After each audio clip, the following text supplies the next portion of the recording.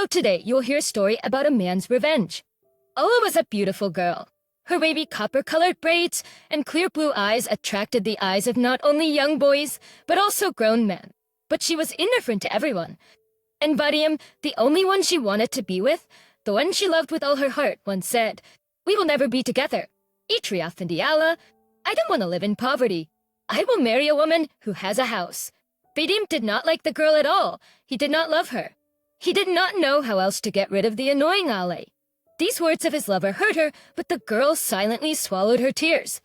She wanted to throw Vadim out of her heart and mind, but she couldn't. And then a thought flashed through her sweet head. Does he need a house? Then he will have one. It was easy to say, but hard to do. Her parents had 4 other children besides her. They all lived in a small hut. For as long as Alec could remember, her father had been dreaming of building a new house. But there was no money for it. After graduation, the girl returned to her native village and got a job as an accountant at a local farm. Because cults have count their salary, of course. Ola would not have been able to build a house on her own. Meanwhile, Vadim began to court Alina in front of the whole village. She was the only daughter of a farm owner whose wife worked in a store. The family lived in a huge house. Alina's parents were very happy with Vadim as a future son-in-law because he was hardworking and always treated people with respect. He was also so handsome. All the local girls fell in love with him, and the beautiful blonde Alina was no exception. She fell madly in love with Vadim. Her parents arranged a luxurious wedding for the couple. Alat did not want to go to congratulate the newlyweds, looking enviously at the happy Vadim and Elena from afar. A month later, the young family moved abroad for permanent residence, but Ala knew that she would meet Vadim again, because his single mother lived here, and he would definitely visit her. In the meantime, remembering the boy's hurtful words, she was going to achieve her goal and build a house for herself, no matter what it took. She even figured out how to do it. About a month passed before people in the village learned that Ale had agreed to marry her neighbor Mikhailo. Everyone was shocked by this news, because he was not at all handsome. Girls shunned him. In addition, he was also strange, somehow childishly naive. People in the village laughed at him. One day, the village fool was lucky. His uncle died in the district center. Since he had no children, all his wealth was divided among his nephews. Mikhail got a brand new car. As soon as Ala found out about it, she immediately asked the young man to marry her. She did it cunningly. "But Mikhail, we have to live somewhere. Maybe we should start building our own house. What do we need that car for? Let's sell it." Naive Mikhail, listening to Ale's flattering words, agreed, and with the money from the sale of the car, they poured the foundation of the house in October. In November, after living together for 3 months, the couple divorced. During this time, Ala never went to bed with her husband. It was easy for her to deceive Mikhail. So this young man was left without a wife and without a car. The foundation was poured on her grandfather's land. In winter, the construction of the new house stopped. The girl was looking for a new sponsor to realize her goal. Ala was getting married to Stepan. The young man had just returned from abroad, where he had worked for 2 years. So he had a lot of money now. It was easy to marry such a simple guy. But Ala did not manage to deceive him, as she had with Mikhail. Immediately after the wedding, she had to fulfill her marital duty almost every night. How disgusting it was for a girl. She gritted her teeth and closed her eyes, imagining Vadan. But it was all in vain. Only one thing warmed her heart.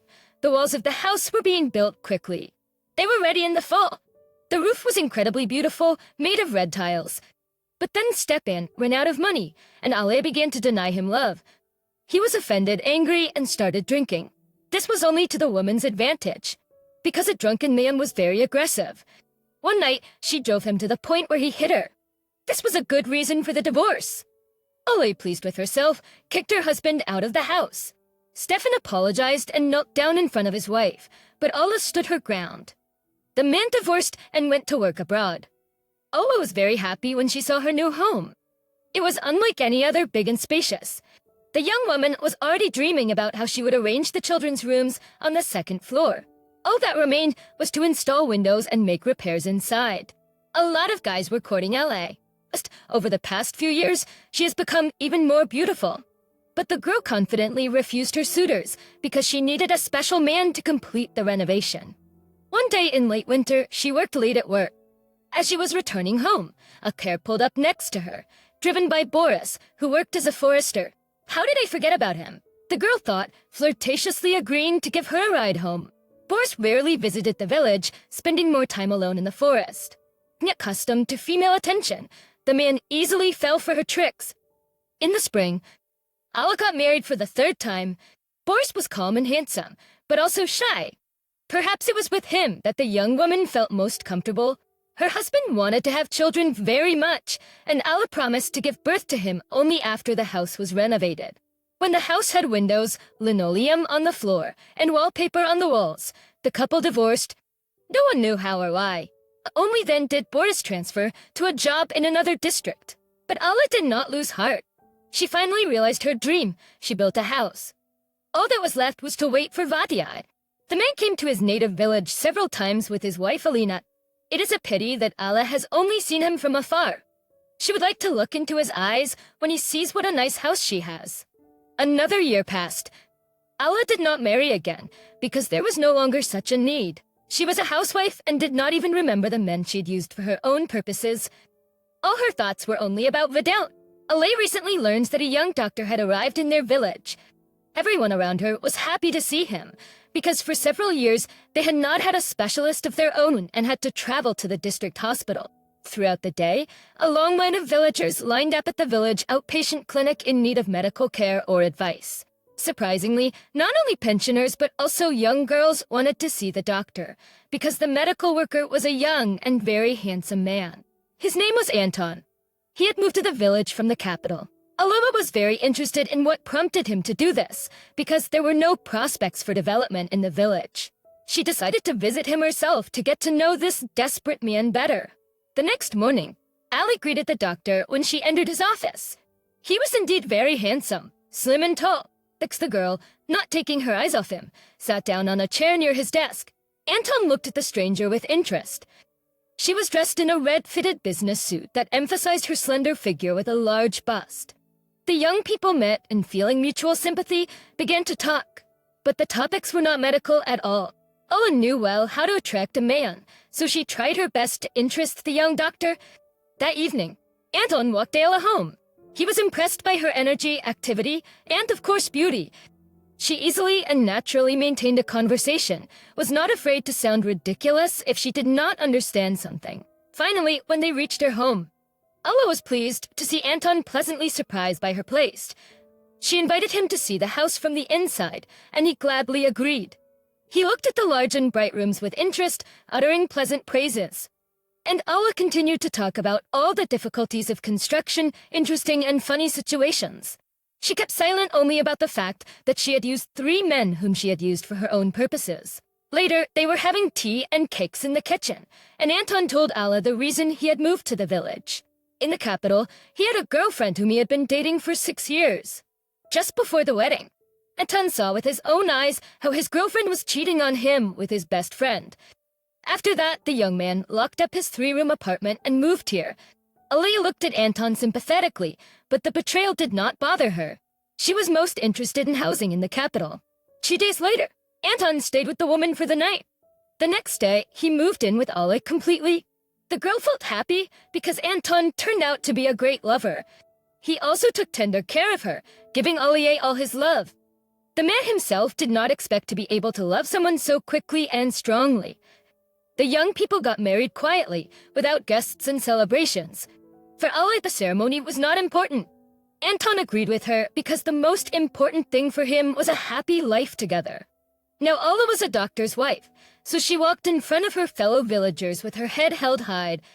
Her life was beautiful, but it was a pity that her deepest dream had not yet come true because Vadim had not visited her mother for a long time. And this desire still haunted the girl. Some time passed in the couple's quiet life. Today, Alla returned from work early and managed to prepare a delicious dinner for her husband's arrival. Anton came home upset because Vidim's mother had died of a heart attack and he could not help her. He also said that her son would come to bury the old woman. Alla's eyes shone at the news. Finally, she would prove to Vadim which girl he had hurt with his words. The next day, Vadim came to his mother's funeral. Alla also went to express her condolences. For the time being, she just watched him, giving him time to get over his bereavement. It's good that Vadim came without his wife. Alina was not allowed to leave work. and he hasn't changed at all over the years. He even grew handsome, became more respectable, and even more attractive to Ale. Her old feelings, as it turned out, had not faded away, and she felt an even greater desire to be with this man, forgetting about his Anton. The woman waited patiently until all the people had gone home. Only then did she enter the house, where Vadim was sitting alone grieving. Ala silently took a bottle of cognac out of her bag, found 2 glasses in the wall cabinet, and sat down next to her mare. They had drunk almost all of it when Vadim, who was drunk, looked curiously at Ala. Ala hugged him, and kissed him. Before they knew it, they were in bed, making mad love. The young woman really wanted to stay with Vadim, but she went home to her legal husband. It was already midnight, and all the people in the village were asleep. But in Ala's house, a light was on in one of the rooms. Anton was still awake, waiting for his beloved wife. Ala, trying to make her face express grief rather than joy, entered the room. She explained to her husband that she came so late because she had to support her friend. Anton, not suspecting anything, hugged his beloved, considering her a kind and compassionate person. In the morning, Ala accompanied Anton to work. She herself should have been at home as she took several days off. While preparing breakfast, she called Vadim and invited him to her house. The man came in 40 minutes. Taking his hand, Ala led Vadim through the rooms, showing her house. Finally, her dream came true, because her man was really pleasantly surprised by this beautiful and large apartment. Entering the bedroom, she unbuttoned her luxurious robe, and Vadim could not resist her beautiful body. They were having wild sex when Anton entered the room. The shocked man stopped at the bedroom door, wanting to scream from the pain that was overwhelming him. But imperceptibly for the lovers, he packed his things, leaving a farewell note on the table, and left this village forever. Ala later saw his note, and she was very happy with this turn of events. Now her main goal was to keep Vadim close to her as long as possible, and the girl did it very well with the help of alcohol. 3 days later, the woman was called to work. She left Vadim another bottle of cognac, and after kissing him, promised to return quickly. The woman returned already in the evening. There was a lot of work at work. She dreamed of what she and Vadim would do now, returning to her street. Ala saw a fire. Her beautiful house was on fire. Running there, she saw people trying to put out the fire. The woman screamed frantically. She could not believe that she was left without the greatest pride of her life. She did not even remember that Vadim might be there, but bitterly mourned such a painful loss. As it turned out, Alina came to the village for Vadim. He was not at home, but good people told her where he was. And while Ala was at work, Alina scandalously took away her husband, who after drinking well was talking about the house. Ala was left alone. Out of grief, she wanted to end her life, but people did not allow her. The villagers sent the woman to a psychiatric hospital because Ala really went crazy. She was punished for all the pain she caused men. And now, instead of a luxurious and large house, she had a small ward in the hospital, from which she would not be released soon. Dear listeners, your support is very important to us. If you like our story, please like, comment, and subscribe. It's very motivating for us. We need your feedback to improve our content.